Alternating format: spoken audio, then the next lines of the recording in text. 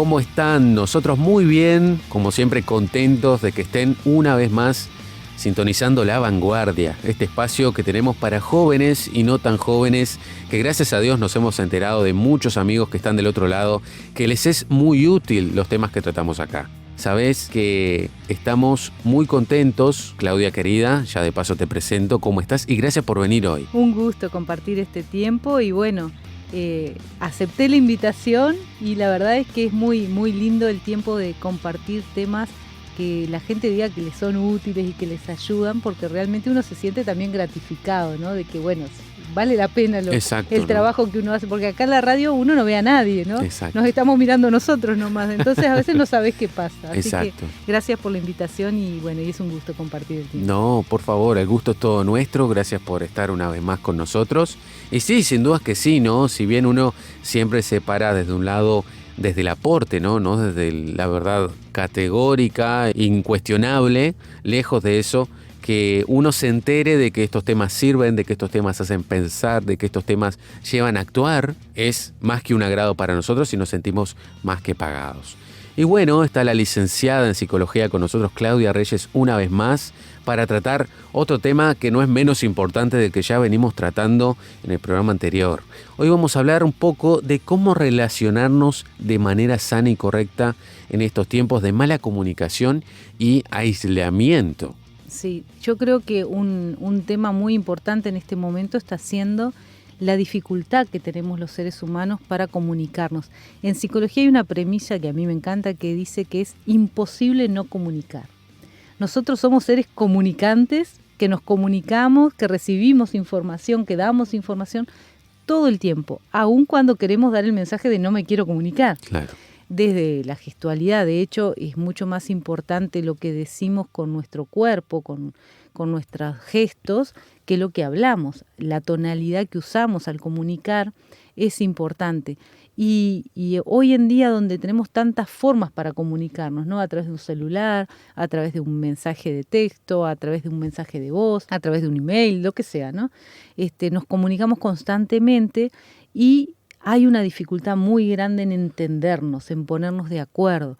Y sabés que hay gente que está diciendo en este momento, algunos neurocientíficos, están hablando de una problemática muy grande entre los preadolescentes y los adolescentes y jóvenes, al punto de que se están generando proyectos para ayudar a los jóvenes en general a conectarse cara a cara.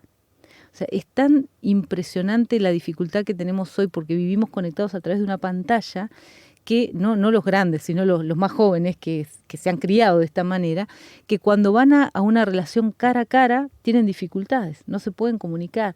Un chico que quiere acercarse a una chica y hablarle cara a cara, no te digo de declararse, sino hablarle del día, de la temperatura, no puede, tiene dificultades. Entonces está habiendo mucho problema en conectarse. Hace un tiempo atrás estuvimos dando una charla en la iglesia. Estaba invitado Jorge Patpatián y Natalia Queriquian, que los habrán escuchado en estos micrófonos varias veces. Amigos de la casa. Y estábamos los tres en una mesa charlando acerca del tema de las parejas. Y fue muy interesante porque habían venido de otras iglesias y sabés que cada grupo se sentó separado, no se mezclaron. Y al final, bueno, dimos toda la charla. Al final de la charla yo seria, ¿no? Porque habíamos terminado ya con esto, pero vos veías que no se hablaban entre ellos. Entonces dije seriamente, por favor, les voy a pedir que todos los chicos y las chicas solteras levanten la mano. Levantaron la mano y después que levantaron la mano, bueno, ahora mírense, porque la verdad que nadie se reconoció a nadie. Le digo, acá todo un grupo de gente cristiana, es la oportunidad de conocerse. Bueno, y se rieron y bajaron la mano rápidamente. Habrán tomado eso como muy incómodo, pero ¿qué estaba queriendo hacer? Me dio un chiste porque hablamos en realidad de noviazgo y pareja en esa charla. En realidad lo que estaba diciendo es cómo van a encontrar a la persona que Dios tiene para ustedes si ni siquiera miran alrededor. Claro. Hay un problema serio de comunicación, de conexión, la mirada, el estar con el otro, el escuchar el tono del otro, la gestualidad física. Tenemos mucho problema en este momento y lo que algunos están empezando a sospechar que va a pasar en los en el futuro, es que al tener esta dificultad en el estar cara a cara, vamos a tener dificultad en leer al otro. Entonces nos dificulta mucho más, porque fíjate que si yo solamente estoy leyendo lo que está escrito o lo que me mandan por video, estoy perdiendo una cantidad de información. Así que bueno, es todo un tema a trabajar para el futuro y es importante que nosotros, los adultos que tenemos hijos más chicos de repente o adolescentes, tengamos esto en mente, que es importante socializar, es importante estar con otros. Es incómodo muchas veces, sí, claro, porque el otro no es como yo, porque el otro tiene formas de pensar, de actuar, que me ayudan a desarrollarme, que me desafían. Y de eso se trata la comunicación, de crecer. Entonces hay que trabajar con todo esto y estamos en un tiempo muy particular. Hasta la selección de la información. O sea, vos tenés buscadores hoy en día que te traen según lo que vos buscás. Vos vas a mi celular o vas a mi casa y vas a notar que temas de familia, de investigación, prendo el celular y me empiezan a caer informaciones de las últimas investigaciones. ¿Por Todo qué? Lo que te sugiere. Porque es lo que yo estoy acostumbrada a consumir. Pero ¿qué es eso? Alimentan lo que yo sigo buscando. Claro. O sea que si hay algo contrario a lo que yo pienso, no me va a llegar. Y eso no está bien. Es bueno dialogar con alguien que piensa distinto. Es bueno buscar información que contradice lo que yo pienso, porque me ayuda a crecer, me desafía. O sea, y todas estas cuestiones están muy instaladas en nuestra cultura. Qué lindo es, no sé si te ha pasado, pero yo me he encontrado, ¿no? Obviamente los que me conocen personalmente saben que problema de hablar no tengo, ¿no?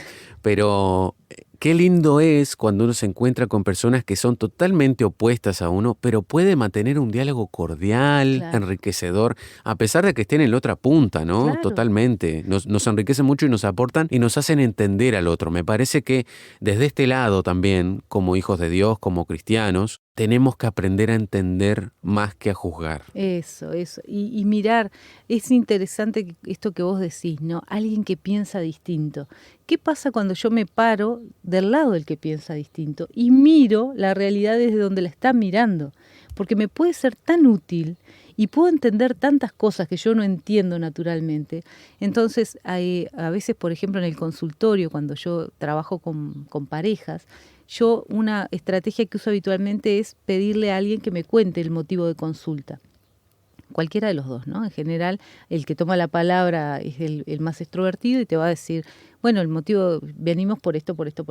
El otro está pronto para poder dar toda su argumentación en contra de lo que dijo el que habló. Porque un debate político, ¿no? Ahí está, porque tienen un problema, por eso vinieron. Claro. Y cuando va a hablar yo le digo, no, yo lo que quisiera es que vos me digas en tus palabras qué dijo. No que me digas lo que vos pensás, sino qué dijo la persona. Es muy interesante. El 90% de las veces no lo pueden hacer, porque en realidad no están escuchando, están pensando en su argumento. Y esto es un problema en la comunicación. Entonces yo le digo, pero se te perdió la información, no pudiste captar, ¿no? Un poco, porque la idea es eso, mostrar cómo nosotros en realidad no escuchamos, y ese es el primer punto. Claro. Entonces, bueno, no sé, es que dijo tal cosa, pero yo le quiero contestar. No, pero a ver, vos tratá de decirme en tus palabras lo que dijo de verdad. Bueno, empezamos con problemas. Entonces yo le vuelvo al que arrancó. ¿Podés volver a decir lo mismo que dijiste? Para que el otro ahora que sabe lo que voy a decirle, me lo pueda explicar. Bueno, sí. Y me miran a mí. No se miran entre ellos. Claro, se evitan. Claro, entonces, no, decirle porque ella es la que me lo va a tener que explicar o él me lo va a tener que explicar. Ese trabajo es lo que hubiera hecho que no tuvieran que venir a esa consulta si lo hubieran hecho en su casa. Entonces, y eso nos pasa todo el tiempo. Nosotros no pensamos, ¿qué me está diciendo el otro? Estamos pensando, ¿qué le voy a contestar? ¿Y a eso qué puedo decir? ¿Y qué argumento tengo en contra? Porque en general, además, si no le tengo afecto o si pienso mal de la persona de entrada, ya tengo en realidad una cantidad de argumentos en contra. Claro. Aunque esté de acuerdo conmigo. Y ataques, ¿no? Claro. Y es bien interesante en el consultorio, a veces es muy gracioso, porque están las dos personas diciendo lo mismo y se hablan horrible y están diciendo exactamente la misma cosa, pero no se ponen de acuerdo. Y yo les digo, a ver, ¿el concepto es tal? Sí, te dicen los dos. ¿Están los dos de acuerdo? No. ¿Pero están diciendo tal cosa? Sí. pero ¿están los dos de acuerdo? Me acaban de decir, no. Entonces es la relación lo que tiene la falla. No se escuchan, claro. Entonces es interesante porque la comunicación, y acá es un punto bien importante para nosotros, en realidad revela un estado emocional también. Claro. Sobre todo un estado emocional. No es solo la comunicación, es cómo interpreto esa comunicación. Entonces yo puedo mirar a alguien que se me sonríe y depende de lo que pienso de la persona, cómo yo voy a leer esa sonrisa. Voy a leer, soy bienvenido. Ah, mira qué irónico. Es orgullo eso, me está sobrando, porque en realidad no soy bienvenido, pero se sonríe para mostrar. O sea, no importa lo que la persona haga, yo puedo interpretarlo como quiera. Y eso en realidad muestra cómo hay un contenido muy grande de lo emocional en la comunicación. Por eso tenemos que tener mucho cuidado y cada vez más con las dificultades que tenemos hoy a través de las pantallas, estamos teniendo más problemas de comunicación y sobre todo la gente joven porque no conecta cara a cara y todo lo físico se va perdiendo en esos procesos. Hablabas hace un ratito, ¿no? Sumado a esto de lo físico, del cara a cara, de que dicen los expertos que en un futuro no muy lejano ni siquiera nos vamos a poder leer, ¿no? Y me hacías acordar, ¿sabes a qué? A esas parejas de abuelitos que yo conozco, que admiro mucho la manera en cómo se llevan, ¿no? Matrimonios de años y demás, y en gestos como de una gestualidad de preocupación, y ella lo ve a él y dice, está buscando los lentes. Y pueden ser para mí muchas cosas. Puede ser que le duele algo, puede ser que se le olvidó, puede ser que le llegó un mensaje. No, él se rasca la nuca y está buscando los lentes, ¿no? Una lectura del otro que ni siquiera necesitan hablar, que parece telepática prácticamente, sí. ¿No? Que eso lo genera el tiempo, ¿no? Y la conexión y el conocimiento del otro. Exacto. Sí, tal cual. Y una generación evidentemente que careció, mejor dicho, de todas estas tecnologías que vienen, comillas, a ayudar al ser humano, ¿no? Sí.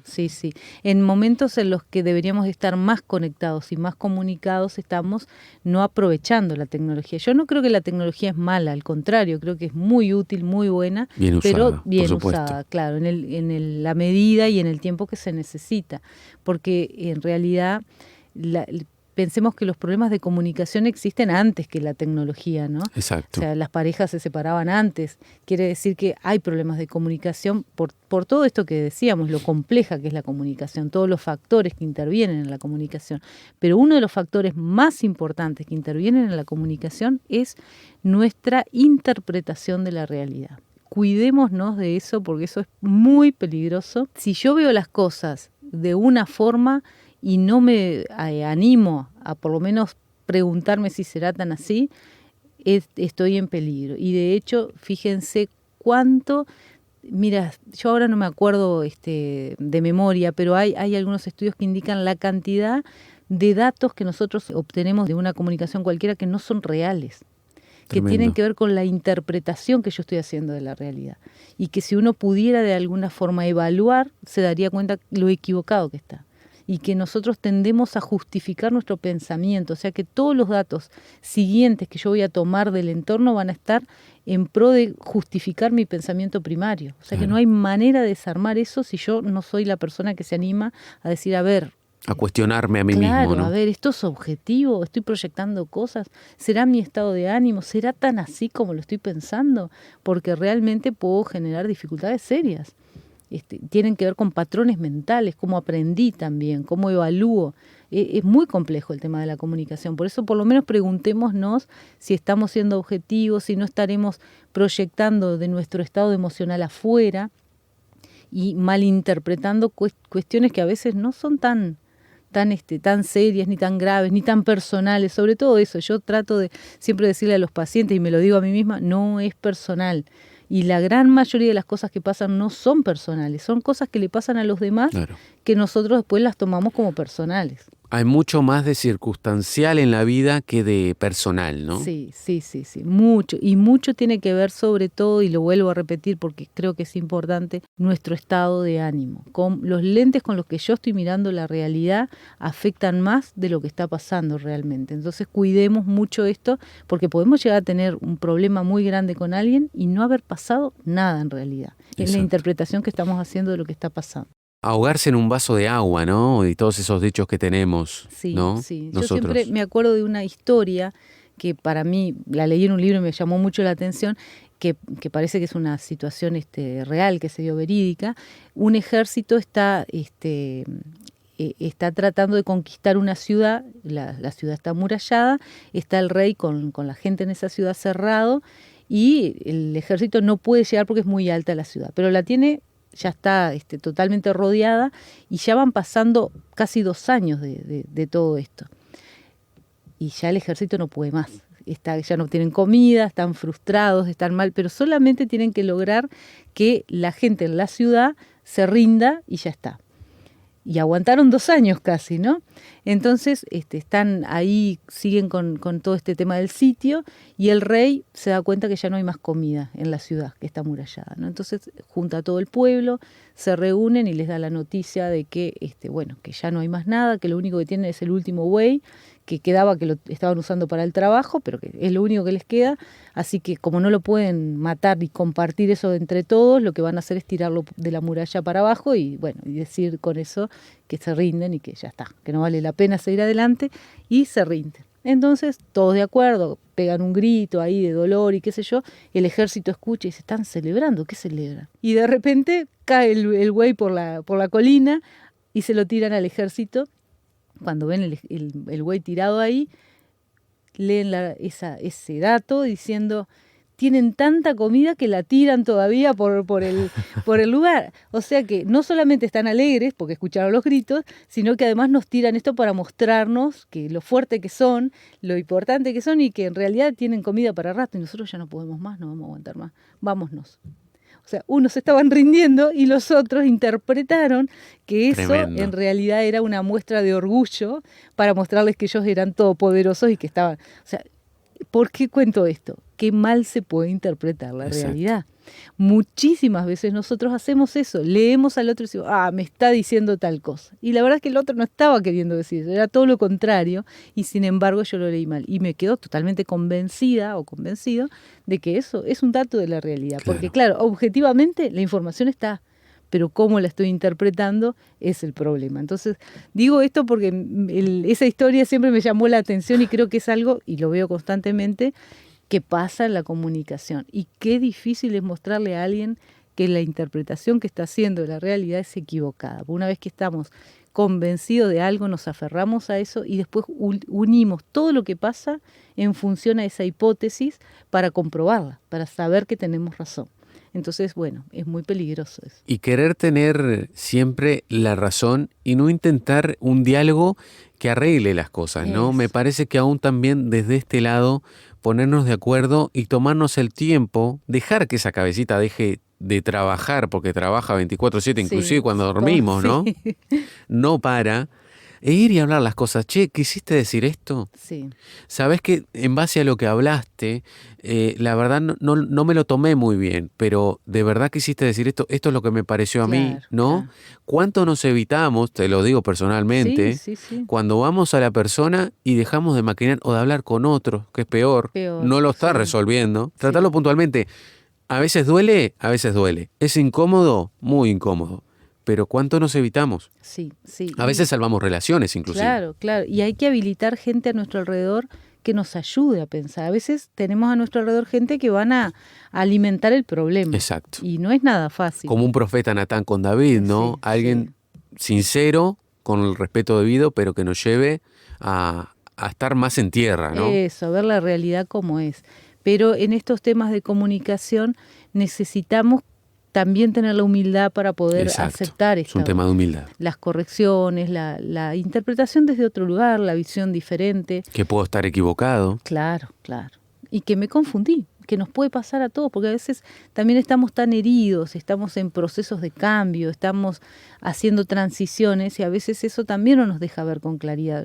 Pienso, por ejemplo, una mamá que acaba de tener un bebé y tiene que ser habilitada por su madre para poder como ir haciendo el proceso para poder criar bien ese bebé. Y a veces la madre está tan herida, tiene tantas heridas que no puede habilitar a su hija.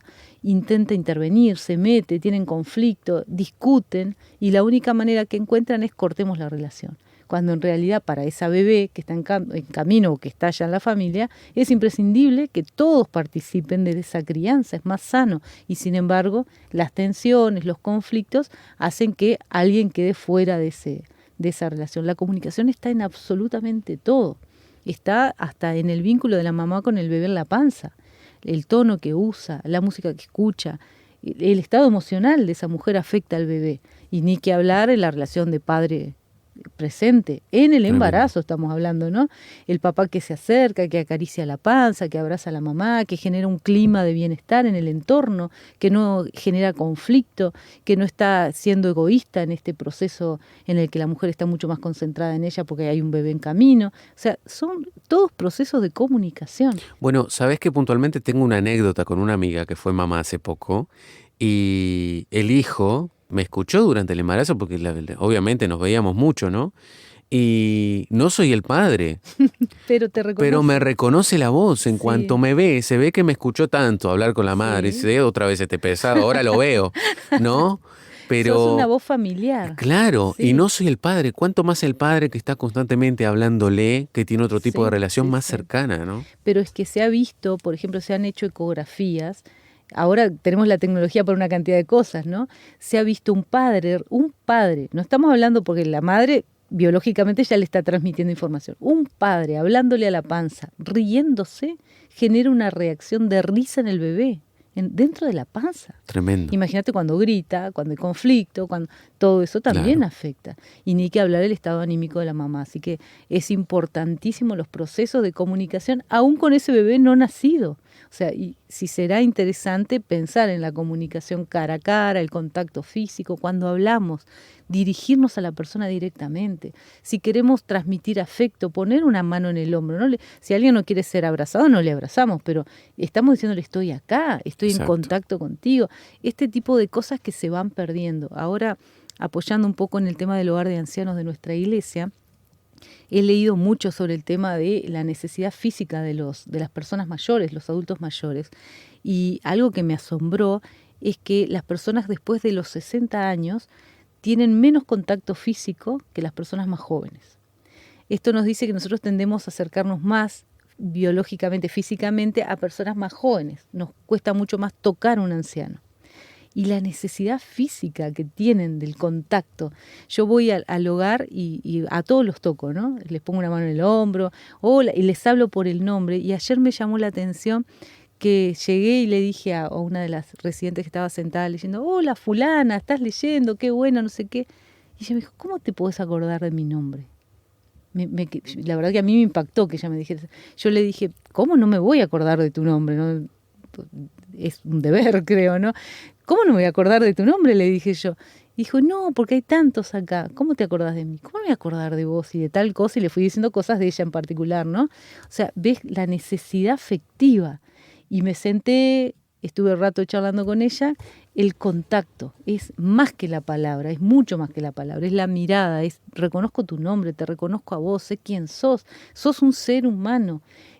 Dios cuando hizo al hombre, lo creó, dice la Biblia, que del polvo sopló vida en él y dijo, y vio Dios que era bueno, le reconoció, le dio un lugar. Lo mismo cuando crea a la mujer, hay una conexión, la comunicación crea vida, crea conexión con el otro. Entonces sí será importante el poder transmitir todas estas cuestiones, ¿no? Los niños necesitan afecto físico, el abrazo, el contacto y la mirada del papá, de la mamá que abraza a un niño de 1 año, 2 años, 3 años, está previniendo el abuso sexual, porque como me toca mamá y papá, como me abraza fuerte, como me mima, no es igual a esa persona que se acercó de forma diferente. Y a mí me generó una reacción. Entonces, el cuerpo tiene memoria. La comunicación no es solo la palabra. La comunicación es el tono que yo uso. Yo a veces le hablo a mi hija y me dice, ¿por qué me hablas así? Y si yo te hablé bien. No, usaste un tono distinto. El tono. Claro. El tono es importantísimo. ¿Me estás diciendo te quiero bien o me estás diciendo te quiero mal? Porque ese tono está indicando algo, ¿no? Entonces es importante elegir cómo me comunico. Y como vos decías al principio del programa, los jóvenes están poco prácticos en esto. las iglesias tenemos una responsabilidad muy grande en cuidar esto también. Ahora nos tocó esto también. Hay mucho que la iglesia hace, obviamente, pero esto también, la comunicación. Tenemos que ayudar a los jóvenes a dejar los celulares cuando entran a la reunión. Exacto. A jugar, a cantar, a aprender de la Biblia, claro, a discutir la Biblia juntos, a dialogar, a ponerlos en posiciones de conflicto, porque todo eso crea comunicación. Y creo que puede ser una gran ayuda que la iglesia puede brindar desde la escuela dominical hasta la predicación, a entrar en diálogo, a entrar en conexión, a pedirles que se miren cuando hacen las actividades, a no dejarles estar con el celular y respondernos todos desde el celular, a ponerles un libro en la mano, porque ellos vienen con la Biblia en el celular ahora. Y yo no estoy en contra de eso, me parece fantástico, porque tienen no sé cuántas versiones de la Biblia en el celular, pero dale de papel para que tenga que hacer contacto con el otro. Exacto. Y tenga que soltar un poquito el celular. Desconectarnos, ¿no? Son como estrategias mínimas, pero que realmente pueden hacer la diferencia en esto de la comunicación humana. Exacto, sin duda, ¿no? Comunicamos con todo, como bien nos decía Claudia, con una rica comida, cuando nos viene alguien a ver, con eso que sabemos que le gusta, con un buen regalo, con compartir tiempo, con tantas cosas. Somos seres comunicacionales. Vamos a una breve pausa y continuamos con este tema que está imperdible. Si quieres comunicarte con nosotros, por favor envíanos un mensaje de WhatsApp a través del número +598 91 610 610. Conéctate con nosotros a través de nuestra dirección de Instagram. Encuéntranos como lavanguardia_RTM. También podrás acceder a nuestros contenidos en Spotify. Nos encontrás como La Vanguardia RTM. Volvemos de la pausa y seguimos con este tema, que es un tema que nos desafía, es un tema en el cual siempre podemos mejorar. No debe haber persona que pueda decir en su 100% de capacidades que lo ha hecho todo, que no tiene nada que mejorar. ¿Sabés, Claudia, que una de las autocríticas que siempre hago de esta sociedad acá en el Uruguay, un saludo como siempre a todos los que nos escuchan de otros lados, ¿no? Ellos sabrán su realidad, pero siempre he cuestionado que tenemos una manera de ser muy antisocial, muy poco simpática. Gracias a Dios por esos equipos de bienvenida que tienen ciertas iglesias, ¿no? Sin dudas que son una herramienta y de bendición para todos los que entran por primera vez, pienso yo. Todos quieren ser bien recibidos cuando son invitados, claro, ¿no? Pero eso, ¿sabés de qué habla? También habla de una carencia de la iglesia en general. Si tengo que tener un equipo de bienvenida, es porque la iglesia naturalmente no puede dar la bienvenida. Claro. Y eso es mucho más grave. Sí, sí. Es que esto que vos decías me hacía pensar en algo que me han dicho muchos extranjeros, que dice que nosotros somos gente muy cálida, que no es lo que nosotros, no es nuestra autopercepción. Pensamos que en realidad somos fríos, distantes, y la gente dice, no, ustedes son muy amables, muy cálidos, pero creo que la dificultad está en esto que vos decís. En realidad, capaz que en el primer contacto sí somos así, amables y cálidos, pero después es como que volvemos a nuestro estado de claro, me voy aislando de a poquito. Es cierto esto de que la iglesia,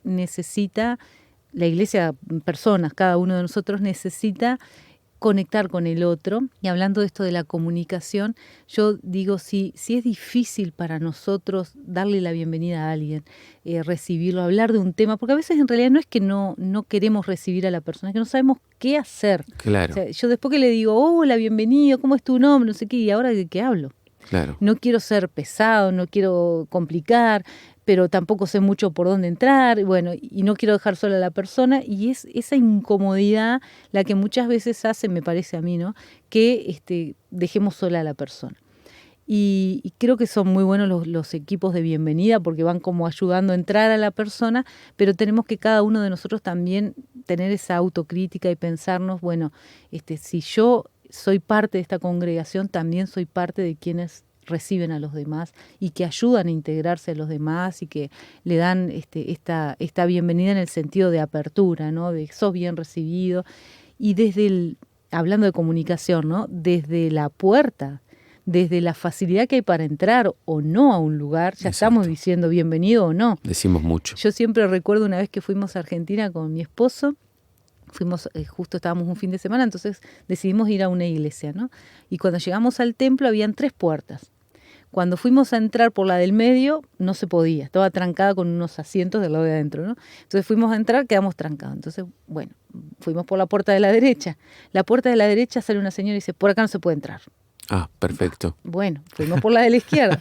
La de la izquierda había un muchachito joven que nos dio la bienvenida. Ah, hola, bienvenidos, tomen asiento.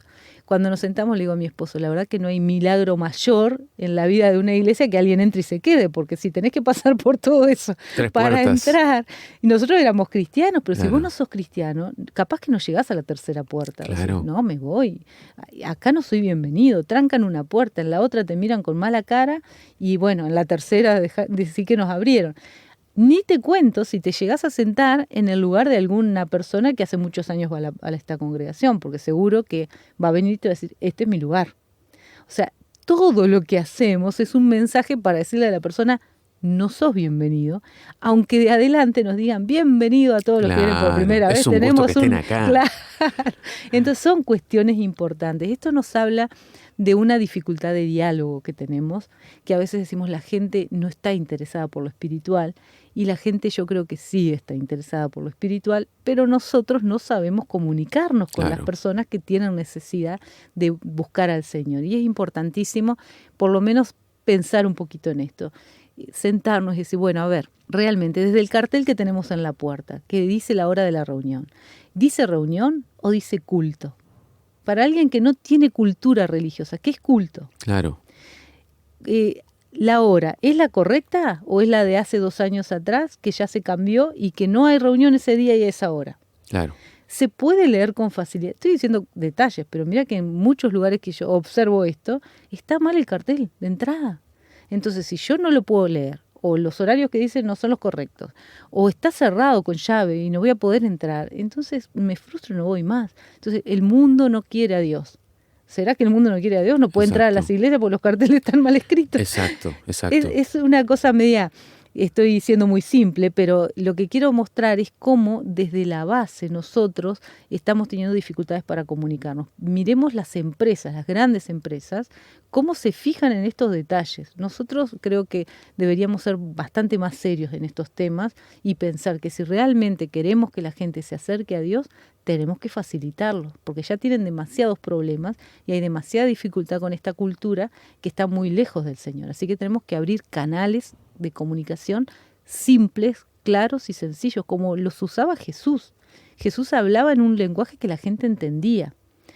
No era un lenguaje religioso en el sentido de lo que nosotros pensamos hoy, Dios te bendiga, el pecado, no sé, cuando hablamos de palabras que no entiende nadie. Claro. Entonces, cuidado con esto, ¿no? Tenemos que tratar de llevar un mensaje más simple. Y por otro lado, creo que como nunca hay una necesidad muy grande del Señor y hay una conciencia de necesidad. La gente menos cristiana tiene conciencia de la espiritualidad cada vez más. Y esta es una época en la que nosotros como cristianos debemos despertarnos para empezar a predicar el Evangelio de verdad. Y cuando digo predicar el Evangelio me refiero a lo que hablamos nosotros fuera del micrófono hace un ratito, que es conectarnos con el otro, dialogar con el otro, en el lenguaje del otro. Si yo tengo frente a mí una persona que habla inglés, por más que yo le grite en español, no me va a entender. Y a veces nosotros los cristianos andamos así, con una Biblia, tratando de explicar el Evangelio en un idioma que la gente no entiende. Jesús hablaba de lo cotidiano, hablaba de lo que le pasaba a la gente, hablaba de cosas que la gente entendía, las veía, miraba. Un sembrador va por el camino, lo tenían al costado, ellos sabían lo que era eso, vivían de sembrar. El pescador, vivían cerca del agua, sabían lo que era pescar. O sea, nosotros necesitamos esa capacidad, que Dios nos dé sabiduría para poder entrar en diálogo con un mundo que necesita gente que hable en su idioma de las verdades más importantes de la vida, que son las espirituales, del pecado, del arrepentimiento, de la vida nueva en Cristo, todo eso, pero de una forma que ellos lo entiendan, porque si no estoy hablando en un idioma que nadie puede captar y después atribuyo la falta supuesta de interés a que a la gente no le importa nada y en realidad es que yo no lo estoy comunicando de forma asertiva. Exacto, no estoy siendo efectivo, ¿no? Claro. Y otra crítica que tengo para este tiempo, ¿no? ¿Cómo está con las críticas? Dirán, ¿no? Pero bueno, a veces pasa, a veces tenemos que escuchar este tipo de cosas. Seguimos haciendo iglesia y evangelizando para evangélicos, para personas que ya conocen ese idioma, como vos bien decís, ese lenguaje. esas costumbres. Pienso de los conciertos con música cristiana, son para Claro, nosotros. claro, Muchos se venden como evangelísticos. claro. No sé qué tanto, porque de partida tenés que simpatizar con esa música, si no, no Claro, estarías ahí, claro, sí. ¿no? Pero bueno, es otro tema que sin duda lo trataremos. Pero me hacías pensar en varias cosas, ¿no? Me hacías pensar, por ejemplo, en que la iglesia o cómo nace la iglesia. A mí me gusta decir mucho, y están en todo su derecho, los teólogos están en contra mío algunos, de que la iglesia no solamente nace con los discípulos de Jesús luego que Jesús asciende a los cielos, ¿no? A preparar morada. Para mí Jesús en su peregrinaje ya empezó a ser iglesia. Una iglesia que podríamos poner el titular, una iglesia que estuvo más fuera del templo que dentro de él, ¿no? Claro, claro. Creó comunidades tales que en momentos difíciles cualquiera que recibiera este mensaje abría las puertas de su casa. Claro. Por ejemplo, ¿no? Para escuchar y hablar de estas cosas, ¿no? Sin dudas carecían de un púlpito, carecían de un coro, carecían de los instrumentos que nosotros tenemos, que cómo disfrutamos de ello, sin duda, pero que también nos muestran, inclusive en estos tiempos, si uno va a lugares del África, sin dudas que se encuentra con una reunión mucho más modesta de lo que nosotros gozamos hoy en Occidente, por ejemplo. Pero que tal vez, tienen por ahí muchas más cosas ciertas y tienen mucho más gozo en el Señor que todas las comodidades que puede tener Occidente. Sí, lo que pasa que también yo creo que eso es la religiosidad, ¿no? Exacto. Es parte de, yo siempre digo, me han escuchado decir esto, los rituales son importantes. Yo comparto que los rituales son importantes. Los rituales es todo esto que estás diciendo, ¿no? Desde la estructura del templo, los instrumentos que usamos, la importancia que se le da a la palabra en el lugar físico, digamos, ¿no? Todo esto, pero son rituales. O sea, ¿cuándo hay un problema? Cuando se pierde el contenido, cuando se pierde el para qué. Claro. ¿Qué es lo que le pasó al pueblo judío cuando llega Jesús? Cuando Jesús viene, rompe con toda la estructura religiosa. Si Jesús viniera hoy, posiblemente, yo a veces me pregunto, ¿qué pasaría con nuestras estructuras? Porque Él no se ataba a la estructura, Claro. porque obviamente es mucho más que estructura, ¿no? Entonces, imagínate las cosas que tenemos cuando vos decías esto de los coros, o de, ¿no? Qué se toca, qué se canta, cómo se canta, que la formalidad, que la ropa, que no, los bancos, que el orden y todo eso. ¿Qué haría Jesús con eso? Y bueno, lo más probable es que nosotros sentiríamos lo mismo que sintió el pueblo judío cuando Jesús iba y rompía con todos los esquemas. Y posiblemente nosotros seríamos los religiosos que estaríamos en contra de Jesús. Lamentablemente. Porque no sabríamos ni cómo procesar toda esa información, porque Él rompió con todos los esquemas mentales de las personas. Y solamente a través de una conversión es que pueden llegar a entender parte, porque en realidad cuando uno mira se da cuenta que los discípulos no entendían tampoco hasta que pasó bastante tiempo, ¿no? Entonces, los seres humanos nos aferramos a cuestiones que son tan estructurales porque nos dan seguridad. Para mí es bueno que todos los domingos pueda ir al templo de mi congregación y participar de determinadas cosas y cantar determinadas cosas y saber que la Biblia se va a interpretar de determinada manera. Es parte de lo que me da seguridad estructural a nivel emocional, a nivel psicológico. Ahora, Jesús vino a romper esos modelos. Y por eso nos convertimos nosotros en realidad, porque nos damos cuenta que nuestra estructura mental estaba equivocada. El arrepentimiento básicamente eso, es un cambio de paradigma, me doy cuenta que mi vida no va en el rumbo correcto, Dios tiene un plan para mi vida, yo soy pecador, necesito arrepentirme. Eso es la conversión, es entrego mi vida a Cristo, le doy el señorío y le doy el gobierno de mi vida. Eso rompe todas las estructuras. Me dice que tengo que amar a los enemigos, o sea, eso no es lógico. Me dice que tengo que perdonar, no es lógico, yo quiero hacer justicia. Me dice que si me piden la capa le tengo que dar 2, que si me piden una milla tengo que ir más.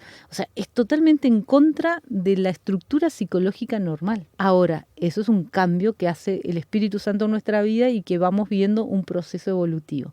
Lo mismo para predicar el Evangelio. Nosotros tenemos estructuras que nos dan seguridad, nos dan confianza y nos hacen creer que eso está bien. Ahora, muchas veces nosotros interpretamos la realidad desde esa estructura. Entonces yo creo que el que no se adhiere a esta estructura está mal. Me voy volviendo cada vez más rígido, eso genera patologías psicológicas en realidad, ¿no? Me voy volviendo fundamentalista. Y a eso, bueno, ni te digo lo que uno le puede agregar con determinadas características de personalidad, ¿no? Una persona un tanto paranoide, un tanto narcisista, con algunos rasgos obsesivos, se transforma en un dictador en una congregación. Exacto. Y todos los que no están de acuerdo con esto están fuera del reino. Y eso obviamente no lo dice la palabra, ¿no? Entonces, todas estas estructuras hacen que nosotros interpretemos el mundo como un lugar que no puede aceptar el Evangelio. Pero el mundo sí puede aceptar el Evangelio, el verdadero Evangelio, que es la vida que trae Cristo, el perdón que trae Cristo, la libertad que trae Cristo y el cambio de vida. Y ese cambio de vida no es a través del esfuerzo humano, es por obra del Espíritu Santo. Y nosotros a veces obligamos a la gente a venir, a vestirse de determinada manera, a cantar determinadas cosas, a cumplir rituales religiosos. Se va a ir al infierno cantando canciones evangélicas y vestido bien. Y eso no es lo que nosotros tenemos que predicar. Entonces tenemos que tener cuidado con esto y tratar de, por lo menos, preguntarnos, a ver, ¿qué haría Jesús hoy? ¿Cómo llegaría con el Evangelio? ¿Cómo le hablaría a la gente? ¿Qué contacto tendría? Y nos acordamos de versículos que muestran cómo Jesús era tratado como un comilón de carne y un bebedor de vino. El sector religioso era el que más lo criticaba, su pueblo. Andaba con las prostitutas, dice. Se juntaba con los cobradores de impuestos, o sea, con lo peor de la cultura, digamos, de la comunidad. Y posiblemente ninguno de nosotros, ni de los que estamos ahora acá hablando, nadie nos diría, ay, vos andás con la gente pecadora. Y eso es triste. La verdad que es triste. Si la gente dice, che, qué bien, qué buena gente que sos vos, qué buen cristiano, qué fantástico, no te juntás con nadie que es pecador, entonces no estoy predicando el Evangelio. Exacto. Nosotros decimos, los cristianos no tienen que tener amistad con el mundo, no tienen que, y malinterpretamos ese versículo diciendo que no podemos tener amigos que no sean cristianos. Claro. Esto es incapacidad de diálogo en realidad, no es que somos mejores cristianos. Entonces, yo creo que todo esto nos sirve para pensar, reflexionar, y la verdad es que yo creo que si hay algo que es maravilloso es la iglesia. La iglesia es un lugar de gente cristiana, convertida, que entrega su vida a Cristo, pecadora, transformada, que aprende a amar, que aprende a resolver los problemas, que crece, que recibe al otro, que entiende, como decía un profesor de seminario, somos simplemente mendigos que le dicen a otros mendigos dónde encontrar el pan. Es fabuloso. Tremendo. La iglesia es la creación del Señor. Y eso me parece fabuloso. Digo esto porque le estábamos dando un palo. Entonces, exacto. para equilibrar. Que entiendan que hay una manera correcta, por supuesto. La iglesia que entendamos. Es el amor del Señor puesto en práctica por nosotros. Nosotros somos iglesia.